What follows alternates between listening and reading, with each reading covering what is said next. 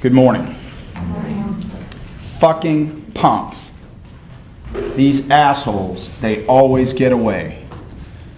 Those were the words in that grown man's mouth as he followed in the dark a 17-year-old boy who he didn't know. And excuse my language, but those were his words, not mine. Fucking punks. These assholes, they always get away. Those were the words in that man's chest when he got out of his car, armed with a fully loaded semi-automatic pistol and 2 flashlights, to follow on foot Trayvon Benjamin Martin, who was walking home from a 7-Eleven, armed with 23 ounces of Arizona brand fruit juice and a small bag of Skittles candies. Fucking punks. These assholes, they always get away. Those were the words in that defendant's head just moments before he pressed that pistol into Trayvon Martin's chest and pulled the trigger. And then, as the smoke and the smell of that fatal gunshot rose into a rainy Sunday Sanford night, Trayvon Martin, 21 days removed from his 16th year, was face down in wet grass, laboring through his final breaths on this earth. And that defendant at that same time was upright, walking around preparing to tell law enforcement why it was he had just profiled, followed, and murdered an unarmed teenager. Ladies and gentlemen, the truth about the murder of Trayvon Martin is going to come directly from his mouth. From those hate-filled words that he used to describe a perfect stranger, and from the lies that he told to the police to try to justify his actions. If you'll indulge me for the next few minutes, I would like to share with you in a little greater detail the end of Trayvon Martin's young life and the overwhelming evidence of this defendant's guilt. The murder of Trayvon Martin was the product of 2 worlds colliding. In one world, a 17-year-old boy from Miami, Florida, a visitor to this town, who had gone to the store to get something to drink for himself and some candy for a 12-year-old friend. But in the other world, a 28-year-old grown man, somebody who wanted to be a police officer, somebody who had called the police numerous times about crime in his neighborhood, someone who had become the neighborhood watch captain, and someone who believed, most importantly, that it was his right to rid his neighborhood of anyone that he believed didn't belong. The date was February 26th of last year. Trayvon Martin was in town with his father, Tracy Martin, and they were visiting Tracy Martin's girlfriend, Brandy Green, and her 12-year-old son, Chad Joseph. They lived together in a townhome in a gated complex known as the Retreat at Twin Lakes. And on that day, Trayvon Martin spent the day with 12-year-old Chad Joseph doing what kids do. They watch TV. They play video games. They just hung out. But in the afternoon hours, in the early evening, Trayvon Martin decided to go to the store to get something to drink. And he asked Chad Joseph, "Do you want anything?" "Skittles," was the reply. And so Trayvon Martin set out on foot by himself and walked just less than a mile to a nearby 7-Eleven. You'll see his purchase of those 2 items, 23-ounce can of Arizona brand fruit juice and Skittles, on a 7-Eleven surveillance video.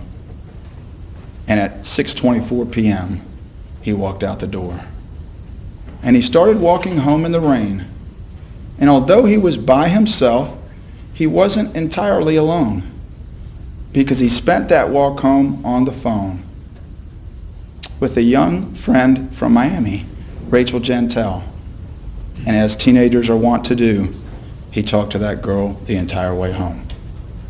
But at that same time, when he got into the neighborhood of the retreat at Twin Lakes, there was this defendant riding around in his car, not with candy, not with fruit juice, but with a Kel-Tec 9mm semi-automatic pistol in a ready-to-fire position, meaning there was one live round in the chamber. And that firearm was tucked inside his waistband. And although that defendant was alone, he too was not by himself, because he picked up the phone and he called the Sanford Police Department. Because when he saw Trayvon Martin, he didn't see a young man walking home. As he told the dispatcher, Sean Nofke, he saw someone that was real suspicious. Somebody that looked like they were up to no good. Again, his words, and you'll hear that tape. It was recorded forever. And you'll hear how he describes Trayvon Martin and how he follows him.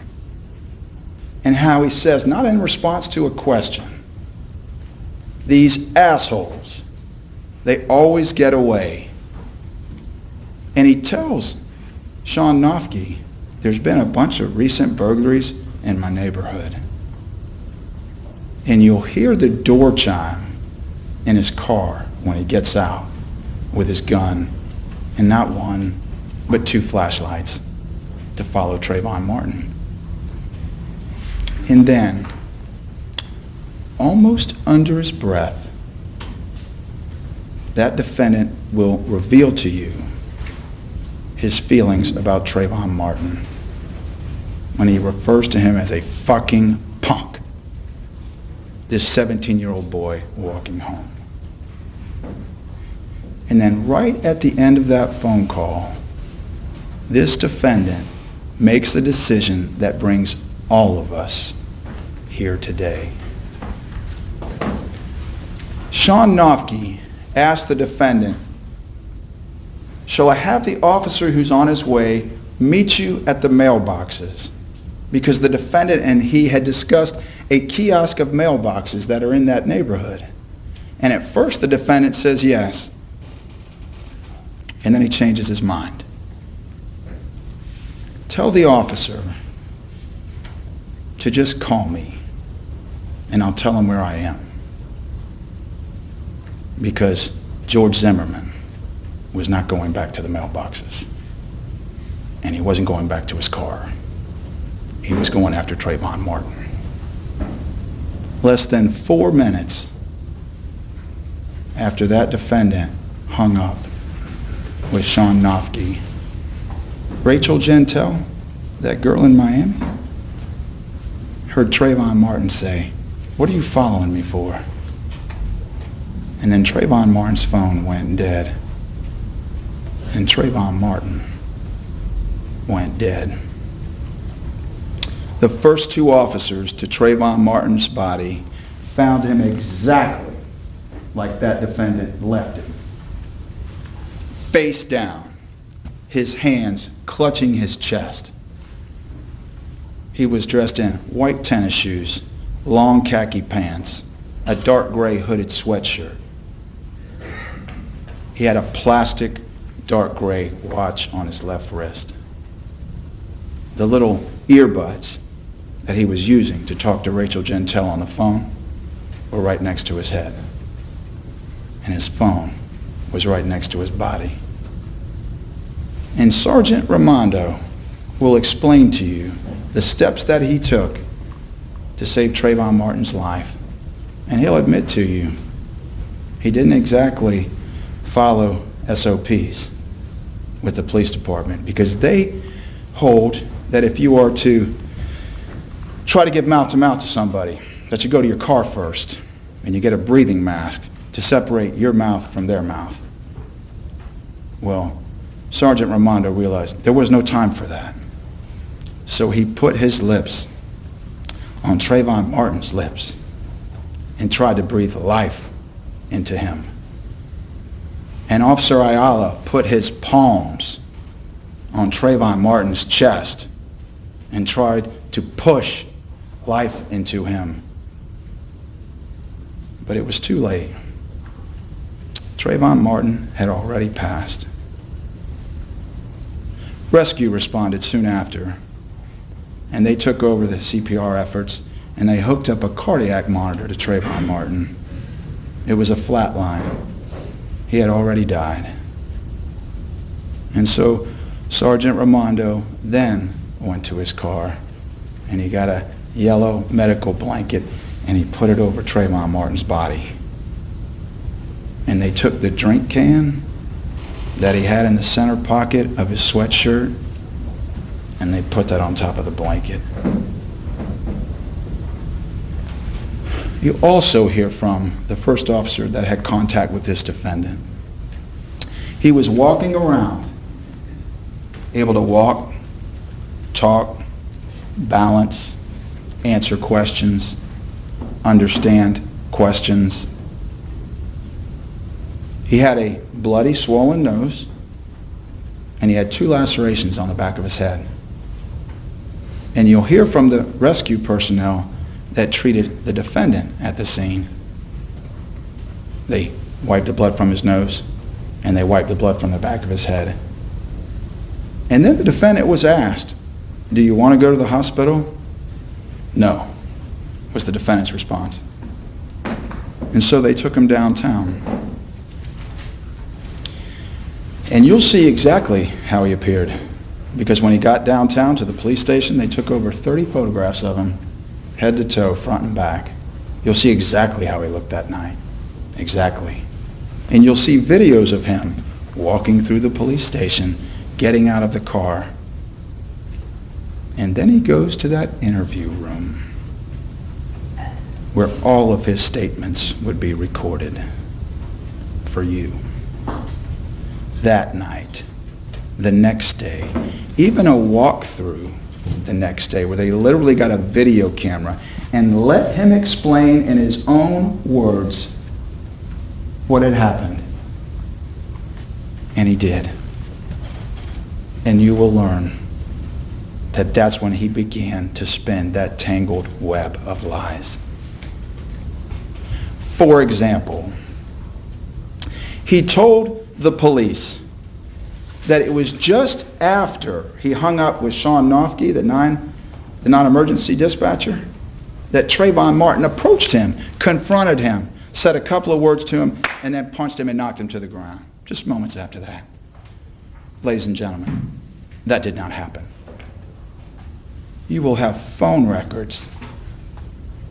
Phone records from his call and phone records from Trayvon Martin's call. The defendant hung up the phone with Sean Nofke at 7:13 p.m. and 43 seconds. But Trayvon Martin, who was on the phone with that girl from Miami, his call didn't end until 7:15 and 44 seconds. 2 minutes later. 2 minutes that defendant was not going back to his car. He wasn't walking towards the mailboxes. He was walking after Trayvon Martin. For example, the defendant told the police that at one point while he was sitting in his car following Trayvon Martin ran behind some townhomes and then came back out, circled his car, and then ran back again. Listen to the non-emergency call that happened in real time, and you'll see that that didn't happen. It's physically impossible the way he described it. For example, he told the police that the reason he got out of the car was because Sean Nofke told him, "We need an address." That didn't happen. Listen to his non-emergency call. Sean Noffke never said that. For example, he said that Trayvon Martin had him down on the ground, was straddled over top of him, and took his hands and covered his mouth and his nose. His nose that was bleeding already from having been struck by the first punch. Well, they looked at Trayvon Martin's hands. There was no blood on them. They took wooden sticks and they scraped his fingernails. Trayvon Martin's. No blood of George Zimmerman. No DNA of George Zimmerman. They examined the cuffs of his sweatshirts. He had two on, two long sleeve sweatshirts. They examined the cuffs and the sleeves. No blood of George Zimmerman. No DNA of that defendant. The only blood of George Zimmerman was on the waistband of one of Trayvon Martin's shirts. But the defendant's, Trayvon Martin's blood was on the defendant's clothes. For example, the defendant claims that while Trayvon Martin was on top of him, Trayvon Martin said to him, "You're going to die tonight." Well, ladies and gentlemen, you're going to hear from people who were out there. Nobody heard that. For example, he said that after he shot Trayvon Martin, he got on top of Trayvon Martin on his back, and he took his arms and he spread them out. That didn't happen. You're going to see the pictures of Trayvon Martin by a civilian who went out there that night before the police got there and snapped off a photo on his phone. Trayvon Martin's hands are underneath his chest. Listen carefully to his statements. And you won't just have his statements and those phone records. You'll have physical evidence. Irrefutable physical evidence. Like the DNA evidence of Anthony Gorgone with the Florida Department of Law Enforcement. He was the one who examined the sweatshirts and didn't find any of the defendant's blood on Trayvon Martin's cuffs or sleeves. And he was the one who examined those little wooden sticks and didn't find any of the defendant's blood or DNA on those either.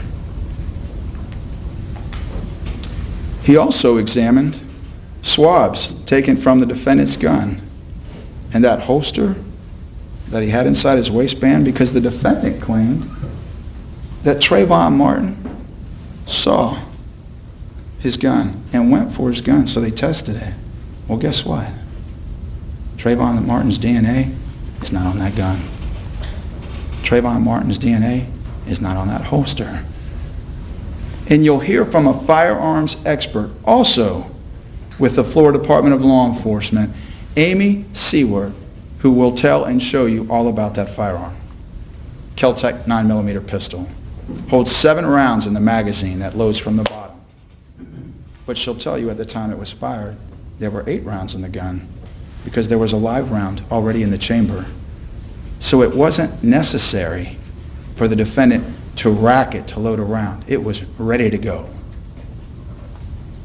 And you'll learn that although this firearm doesn't have an external safety mechanism, it has what they call an extra long trigger travel distance, which is just what it sounds like. Person has to depress the trigger a longer distance to ensure that there are no accidental discharges. And Amy Seward did distance testing to determine the distance between the muzzle of the gun, that is the end of the barrel, and Trayvon Martin's clothing when he was shot. The distance was 0. It was a contact shot. He pressed that gun into Trayvon Martin's chest and you will see with your own eyes the burn marks on each of his sweatshirts where that hot lead passed through. You'll also have the evidence from the scene. And the first thing you'll learn about that scene is how remarkably dark it was. Trayvon Martin was murdered in the back of two sets of townhomes. There's no street lighting back there. There's no pole lights. There were one or two porch lights on, but you'll see how very dim they are and how remarkably dark it was, and that it was raining. And they will give you, Diana Smith, the crime scene technician, will give you all of the physical evidence there. Trayvon Martin's cell phone, the headphones, the defendant's big black flashlight that was right by Trayvon Martin's body, his little flashlight on a keychain that was some 30 feet away, a bag that Sergeant Raimondo used, because when they started doing CPR, Sergeant Raimondo heard air seeping from Trayvon Martin's chest. And he called for someone to bring him some kind of plastic, and they brought him a white Walmart bag. And they held that on his chest to keep the air in while they were doing CPR. You'll have the drink can, the Skittles from the pocket of his sweatshirt, the shell casing that was right near his body was also collected. And you won't just have the physical evidence at the scene, you'll have the testimony of people who were there, residents. And they too will tell you how dark it was out there. And the other thing that they will share with you is that no one heard or saw this from beginning to end. All of them who were witnesses got slices, if you will, of what happened. Some at the beginning, some in the middle, and some at the end, just like you would expect with real life on a rainy Sunday night. But you'll learn that those witnesses too contradict the defendant's story about what happened, because he described a very short verbal exchange between the two of them. But the witnesses will tell you they heard a longer verbal exchange that went on for some time. And the defendant said he was knocked down by the first punch and Trayvon Martin got on top of him. But I expect you'll hear from a witness who says she saw them upright, struggling. And you'll learn that Trayvon Martin's body, again, is some 30 feet away from where the defendant claims he was first knocked down. And nobody heard Trayvon Martin say anything about the defendant that he was going to die tonight. You will hear from a witness who came outside of his residence during the middle of it. And he will tell you that he thought at first it was some people, kids playing, but then when he got outside he realized it was something more serious. And he told him to stop. And he saw one person, who was Trayvon Martin, on top of this defendant. He was looking at Trayvon Martin's back. And he'll tell you that he saw his hands on the defendant's body. But he didn't see arms flailing. He didn't hear flesh meeting flesh. He didn't see or hear the defendant's head being slammed into concrete like the defendant claimed. He didn't hear or see any of that. And then he too saw his small part and went inside. Ladies and gentlemen, you're also going to hear from a physician's assistant named Lindsay Folgate, who examined this defendant The very next morning at 11:15 a.m., when he walked into her office, for this reason, he told her he needed a note for work so he could go back to work. He didn't complain of so much as a headache, no dizziness, no vomiting, no nausea. He said he needed a note for work, but she examined him. And she examined his nose and thought that it possibly could be broken. But then she looked at it with her instruments, and everything was perfectly in line. He didn't have so much as a deviated septum. And she looked at the injuries on the back of his head. She measured them. The longest one was 2 centimeters. That's about 3/4 of an inch. Neither of the 2 lacerations needed a single suture. Also in this case, in addition to the witnesses, you will have a bone-chilling 911 call, where in the background you will hear the gunshot that killed Trayvon Martin, and you will hear screaming in the background. Listen carefully, please, to that call, and listen carefully when the screaming stops. It's right when the gunshot goes off. Trayvon Martin was silenced immediately when the bullet that the defendant fired passed through his heart. And when that gunshot rings out on that 911 call, the screaming stops immediately. Listen carefully to that. Ladies and gentlemen, also in this case, you will learn about the person riding around in the car that night with the gun. That this defendant wanted to be a police officer, had applied to go on a police ride-along, was a criminal justice major, took classes in the law of self-defense and crimes in the state of Florida, studied them. You'll learn that he became a neighborhood watch coordinator because he reached out, the defendant, to the Sanford Police Department and a woman named Wendy Dorval and asked her to come to his community, and she did. And she gave a presentation about the do's and don'ts of neighborhood watch, and it's just like it sounds. See and report. Observe and call. He was told, do not be the vigilante police. Don't follow. Don't confront. Just call and observe. And you'll see the actual materials that he was provided. And you'll learn that he was appointed the neighborhood watch coordinator because of all the crimes in his neighborhood. Which is why when he first saw Trayvon Martin, he didn't see a kid from Miami walking home from the 7-Eleven. He profiled him as someone who was about to commit a crime in his neighborhood.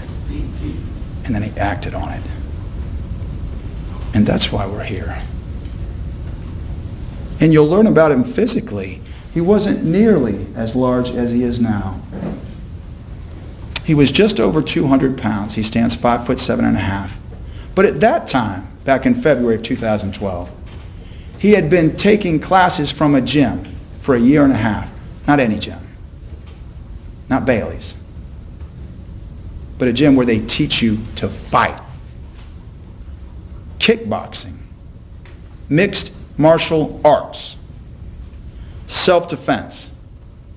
For a year and a half. That's what he was doing before February 26th of last year.